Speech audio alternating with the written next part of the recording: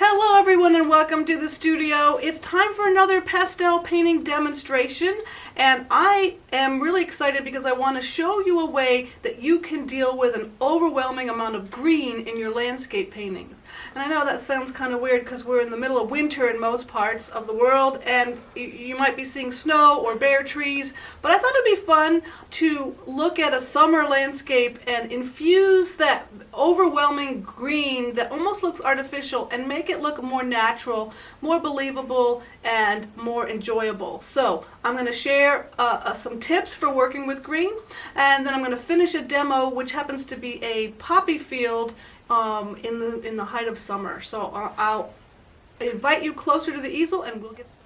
Alright, here we are at my easel. We can see the reference photo is a nice scene. Actually, it was Sweden. I visited several years ago. And I was just really drawn by the vibrancy of the green and the little effects of the poppies in that meadow. And the red building in the background as well. It was nature's way of saying, hey, this works. Red and green work. It's a natural combination, if you will. They are opposites on the color wheel, so they're complementary colors, and when you put them together they vibrate and they make everything look exciting.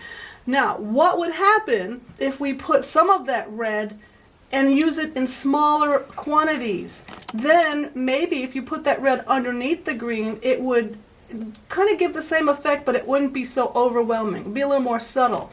So I decided that I was going to do my underpainting or my block in for this painting all with various values of red. I actually use about 4 values of red, and I'll talk about that in just a minute. And that is one of the secrets for getting green to look more natural, is to add in some of the complement. And another thing, if you add a touch of purple, it really kicks it up a notch and it helps create that whole visible spectrum of light, and all of a sudden your greens are not going to look as artificial. They'll start to look a little bit more natural. So we're going to work on this painting. I'm going to finish it actually, and I really want to encourage you to stick with me to the end, because as the painting goes through various stages of finish, you might think, oh, this is not going anywhere, and you click off the video, but stick with me because I'm going to pull it all together at the end. Also, if you want to do more involved study with this whole idea of using how do you make your greens more interesting, join us on Patreon. The Patreon insiders, we're going to get a bonus lesson on this video today. So I want to invite you to subscribe to my Patreon group and give this video a like, a thumbs up, comment. That really helps YouTube determine that you guys are interested in more of these videos, and so that would really be helpful. All right, let's talk about supplies and then we'll get painting. This is a piece of Uart sanded pastel paper. It's 8 by 10. I have done a wet underpainting using Nupastels or hard pastels that I liquefied with rubbing alcohol, and I did that mainly to get a really interesting underpainting to respond to. It's done by color so that I could use that color with the green, and it's also done by value. So I have my dark shapes with the darkest value and my light shapes, which is the sky, with the lighter values. I have not put in any detail. These are all just big simple shapes, and the reason why I do that is because I want to decide where the detail is going to go, and as the painting develops I will add detail and clarity where I want you, the viewer, to look. Alright, pastels that I'm using today, I'm using Terry Ludwig pastels. This is the set that I curated for Terry Ludwig. It's the Floral landscape set, and we are painting a floral landscape, so I should be good to go with that. I will probably use some softer pastels towards the end of the painting. I'll use some Sennelier pastels, which I'll share with you, and I may even go back and use a few hard pastels to get some of those finishing details. Alright, so we are ready to begin. The first thing that I always do in any painting, no matter how I start it, is to reinforce the dark areas. I'm going to use a dark blue to go back and very lightly, so I'm using a light touch, go back and add a little bit more color to those dark areas. Now I've got this section of the meadow kind of in the starting in the middle ground and it goes all the way to my foreground of dark. And I'm going to darken that with the dark blue. This is where most of the poppies will reside. So I want to start with that dark area early on in the painting. And then I'm going to end up covering it up. So that's one layer of dark. But I like to really infuse my darks with more interesting colors. So I'm going to go with another layer very lightly. This is a dark burgundy. So wherever the dark areas are, I'm going to very lightly add another layer of dark. These two colors are the same value. They're just about the same level of darkness. So they work nicely together. And what you want to do is use a very light touch. Because if you use a light touch, that's going to enable you to create more layers. And that's really the beauty of pastel, is how easy it is to layer color. We don't have to wait for layers of paint to dry. You're not going to get mud that way if you use a light touch. Now, if you press too hard and you smush those layers together, then you might make a little bit of mud because you are physically blending the pastels. When we physically blend the pastels, then we have a very good chance of creating more neutral, duller colors, and when we don't want that, we call it mud. Alright, I just added a purple. Remember, I told you earlier that if you have a little bit of red or orange and a little bit of purple in your underneath your green or in your green makeup, it's going to make the greens a lot more interesting. Now I'm going to come in with the local color, which is green. So you might be thinking, those trees, those grasses are green. Why are you adding all those colors? And I'm adding all the colors underneath the local color of green so that I can make it more interesting, more filled with light, and more natural looking, right? If I just use pure green right out of the box, crayon box green I like to call it, it's not necessarily going to look as interesting. Now, one thing that I liked about this photo is that there are layers of trees and fields. So I'm going to add a blue-green to that distant area so that it will look like it's further back. The other thing is my trees right now are looking one-dimensional, right? It's all one value. So I really need to add some lighter values to it. So I have to decide where the sun is coming from. And it looks that the sun is coming from up here on the left. I'm just making a little sun notation so I can remember. Now I'm going to add a little bit of a lighter, warmer green to the left side of those tree shapes. I also want to make sure those tree shapes are varied. If they're all the same shape and size, it's not going to be as interesting. So these guys are a little bit too similar. So I think I'm going to make this guy a little bit taller. What about that little barn back there? Should I add it? Should I not add it? I can decide a little bit later on. I don't have to put it in now. I'm going to just, if I put it in, I'm only going to suggest it anyway, so I don't need to have, I don't need to put it in too soon. I'm going to add just another slightly lighter, warmer green to the left side of the trees just to really hint at that sunlight and then the shadow.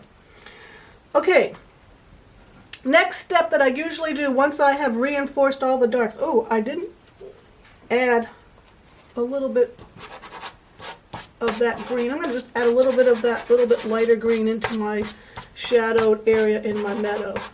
Okay, now I'm going to move on. Next thing I'm going to do is approach the light area. The light area is going to be the sky.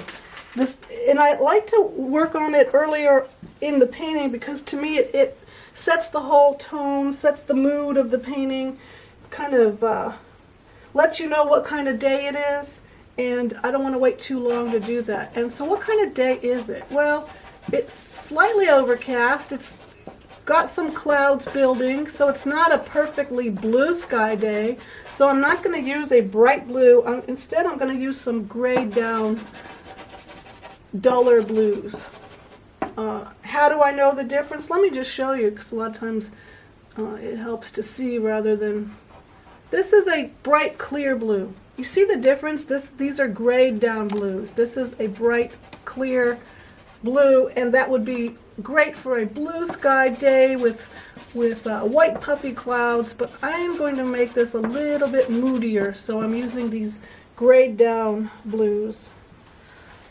And then I'm just kind of trying to get the feeling of a cloudy day, but there's a little bit of a violet cloud bank near the horizon. So I'm going to go in with this really nice kind of periwinkle blue violet. Pull that up in the sky, and this video is not really about painting the sky, so I don't want to dwell on it too much. We can do another video about painting skies. This is going to be about working with the greens, so I'm basically just trying to get some color up in the sky. I've got these yellowish clouds. I'm going to come in with a yellow. This is almost a little bit too dark, and that is kind of interesting though. But we have a lot of red down in the meadow, right? We have the red flowers, we have the red tone of the earth that's underneath. So I want there to be a visual connection between what's happening on the ground and what's happening on the sky. So I'm putting this really kind of light salmon-y color up in the sky as a way to connect the ground colors to the sky colors. And I think at this point I'm going to stop with the sky and move on. I have an interesting sky, but I don't want it to be overwhelmingly interesting because I want your attention to go towards the meadow. Alright, so the first thing I want to address before I move on is to get the distant bit of a field. And I know that the green in the distance is going to be a little bit lighter, cooler, duller, more neutral. So I'm going to come in with that same color that I used up in the sky, this kind of light salmon color. Make some horizontal marks. This is the dirt. I call this the dirt. So we already have one layer of orange or red, right? Now I'm building in another layer just to really make it more interesting. But we want it to be green, so I'm going to come in now with a light grayed down green, and I'm making horizontal marks because I want these areas to lay flat. You don't see the individual blades of grass this far back. And I'm going to come in and leave some of that peach showing, right? Here's another grayed down green. And I'm just picking these right out of my box. I selected these colors with creating depth or aerial perspective in mind. So the greens that I have in this box are the greens that I like to use to help create a believable feeling of depth in a landscape. Here's another lighter green, and I'm going to actually come in and press with this one much harder. So this is a shouting mark. Shouting marks are made when I want you to really look in an area. Okay. Alright, so we've got our sky, we've got our distant field, we've got our tree shapes. Probably can develop those a little bit more. But now let's move on to the main event, which is our meadow. Now, we already have, like I said, one layer of nice warm reds, the complement of all the greens that I'm going to be putting in this painting. So I'm going to come in with softer pastel with some of these same colors, and I'm going to ever so slightly pull it over this big dark green mass in the center. And you might wonder, well, why are you adding yet another layer of reds? You already have one. And really the reason is I just want there to be a lot more interest, and the underpainting was good and it works, but I just want to add to it. Now I'm going to add a little bit more purple to our underpaint, to our first layers here. Remember, having a little bit of red and a little bit of purple with our green is going to make our greens much more interesting. Alright, so now we have, I call this the dirt layer. So I've got underpainting, dirt layer, and now I'm going to come in and mass in some of the poppies, and then we'll come in with our greens. So what do I mean by mass in? Well, I know that there's a large chunk here in the center that has a bunch of poppies, and I don't want to paint polka dots, right? So I don't want to have just, 100 individual dots to represent the poppies, because that would look, well, it might end up looking a little bit kind of like a child did it, right? Like polka dots. It's not what you want when you're painting meadows of flowers. Now in the distance, there are no poppies in this particular reference photo, but that doesn't mean that I have to do what exactly is in the reference photo. I can choose to put poppies back there. In fact, I might do that. So I'm going to lay in some smaller chunks of reds using a dark, deep brick red, and then getting progressively lighter and duller, cooler with red, which is a salmon-y color, into the distance. Alright, now we're really cooking. We are getting towards the push to the finish where we're going to start to add our greens. And I'm going to do one thing before I do that, and I'm going to give this foreground area a very quick light spray with some workable fixative. I'm actually going to spray those trees back there. And sometimes I like to press on the nozzle so that I get a terrible spray filled with clumps, right? Oh, I'm using the Blair very low odor workable fixative. Normally you want to use this outside, so don't do as I do, but do as I say, which means take it outside. Even though it has low odor, you really want to use fixative outside. I've been experimenting with a continuous flow bottle of rubbing alcohol, and so if you don't like using fixatives, that seems to be working, giving me a similar effect. Alright, so we gotta wait for this to dry slightly, but I can start in the background, and I'm gonna come in with a little bit of a darker, cooler green.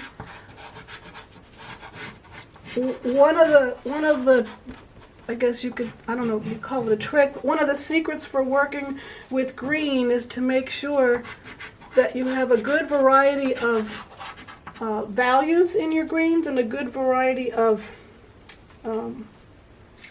this is the same one, of intensities. So you want some cooler, kind of duller, grayed down greens, neutrals, known as neutrals, you hear that a lot, I'm sure. But you also want to have some bright, intense greens. I think the problem that many of us run into when we struggle with greens is we are working from, say, a box of pastels that, like a landscape, general landscape sets. And the greens in those landscape sets are very often really bright and intense, almost artificial. And when we have these artificial greens and we use them everywhere, they lose their punch, right? Where on the other hand, if we reserve them for special areas, then they really kind of jump out and make a statement. So I'm trying to use some of the duller grayed down greens in most of the area, and then I'll come back and hit it with some of the brighter intense greens. Alright, so I just kind of really enhance that area right in here, the darker area. Now, as I come closer to the foreground, I'm changing the direction of my marks and making my marks go more in an up and down fashion, because here's where you can start to actually see those individual blades of grass. These are warmer, more yellowy greens. The interesting thing about this scene is that the grass was very, very green, like really yellowy green. So I use a cooler green in here, but it's not really getting the effect of the colors in this particular scene. So I'm going to actually very lightly go over it with that brighter green, or yet more yellowy green. But then that gives me a problem, because now I have the same green here as I'm using in the foreground, and so that starts to reduce our feeling of depth. So what can I do? I can intensify the green that I use in the foreground, for one thing. So I'm using an even warmer yellowy green now, so that this can still stay yellow-green, right? It can still stay yellow-green. And I'm pressing a little bit harder so I can really emphasize that. Because this is even brighter and more intense in the foreground. So I can get that feeling. One thing is, I think that this color I used back there is a little too minty for my tastes for this particular painting. Sometimes it works, sometimes it's a little too, I call it minty, like a mint green color. Alright, so we are really getting to the finish, and the next step is to put in our poppies. So we have little bits and pieces of the red peeking through, so it's making all the green stuff a little bit more interesting. And my masses kind of went away, but there's still some peeking through. So now I'm going to take the tip of this pastel and come in and make a few smaller dots. Now, I said earlier you don't want to have dots all over the place, but you can have a mass of the flower color and then pull out a few individual flower marks outside of those masses. And what this does is it tells the viewer, hey, okay, I see what you're doing there. You're painting some red flowers, some poppies. That's what is in this mass, because I see some individual ones, right? So right now I'm using the darker, cooler red that I have, and we're going to hit it with some sunlight. Remember, where's the sunlight up is over on the left-hand side. So on the left-hand side of a few of these flowers, I'm going to use a more intense, warmer red. And I do a whole lesson about this whole idea of how do you paint red and make it look like it's lit by the sun. And you can find that either on my blog or over in our Patreon group. Alright, so we've got a start of the poppies right in here, just a hint of them, and I have to make an executive decision. Do I want to put in the little building, or do I want it just to be a field out in nature with some more poppies? And I'm going to, and a lot of times if I'm not sure, I'll do both, and then I can brush out what I don't like. So I'm going to use this cooler, duller red and make some smaller little marks to hint at the idea that the poppies go way into the distance. And then some of the red peeking through in the underpainting helps give that same effect. Alright, what about that red building? Well, I can make a little mark. And then it's got a kind of grayish roof. Let's use that blue-gray in here. Make another little mark. Oops. I do like that bright building right there, but I don't want it to be a distraction. And there's another little bit of red back in here. You just want to make a collection of buildings. Because it's so far back, it's really just a few marks. That's all you need to do. You don't really want to get too carried away. I do want to emphasize this area, so I'm going to come in with that brighter green and push it a little bit further. Alright, now I'm going to take out some of my hard pastels, and I have a box of miscellaneous Nupastels, and I'm going to come in and add just a few hints of some stems and some grasses, only in this foreground area, because in the foreground is where we will see the most detail. You can have your darkest darks, your most intense colors, your highest level of detail in the foreground, and then as we go into the distance, things will change. And typically they'll get either or, lighter, cooler, duller, fuzzier, less detail. So I'm just going to scribble in some. This is where it's very easy to get carried away. If you put in too many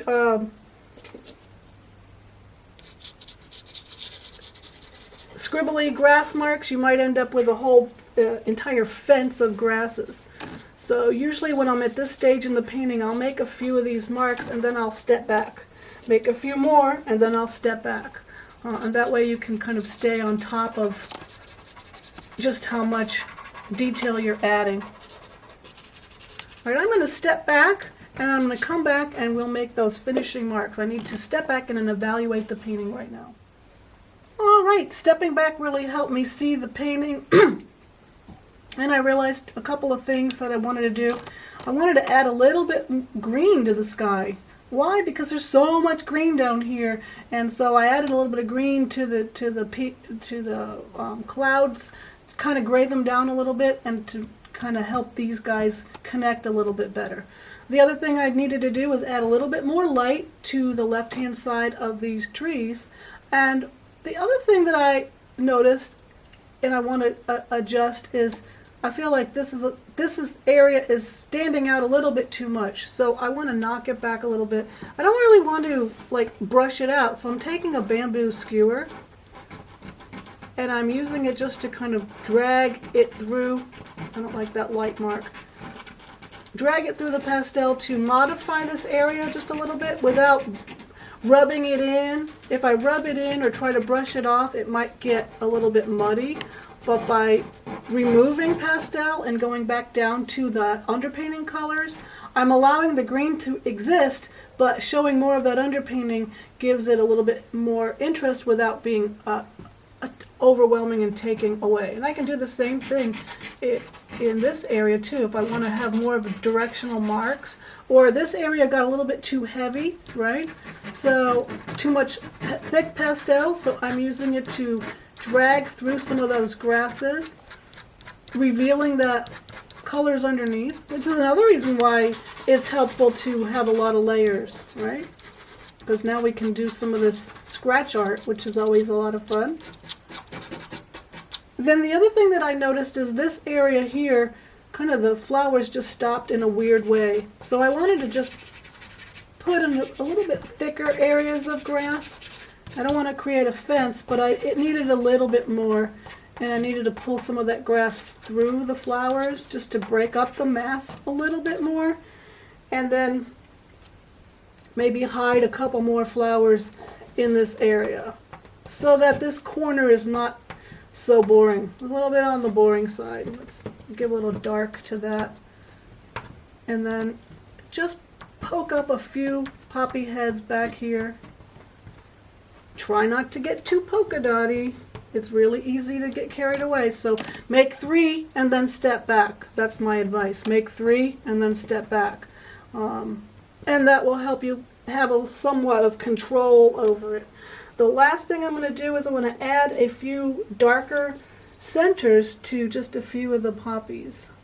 So I'm just coming in with a hard pastel and pressing a little dot of dark into just a few of them. Because the whole idea is the viewer can see what they are and then fill in the rest. Not everyone needs to have a polka dot. Let's just add a little bit brighter green just to point us to pull our eye in. Remember this whole idea of working with greens. If you have a majority of neutral grayed down greens, then when you come with some brighter, more intense greens, and I'll just show you, which may look artificial if you use them everywhere, but when we use them just in a few places, then they really help and they stand out. So here I'm using a very soft Sennelier half stick, and I'm just rolling it to create some nice grass marks. The idea being putting it in just a few places will help the eye go to those places and will be much more interesting without being overwhelming. If I painted this whole meadow with this color, it would not be as interesting. It would not feel as natural than if you just use it in a few places. So I think that's it for this demo. I'm going to stop now and I'll post the finish, a photo of the finished painting. If you're a Patreon insider, join me. In a couple of days I'll be posting a bonus lesson on working with greens. So I invite you to join us over there. Again, I've enjoyed painting for you today, and I look forward to the next video, and let's paint.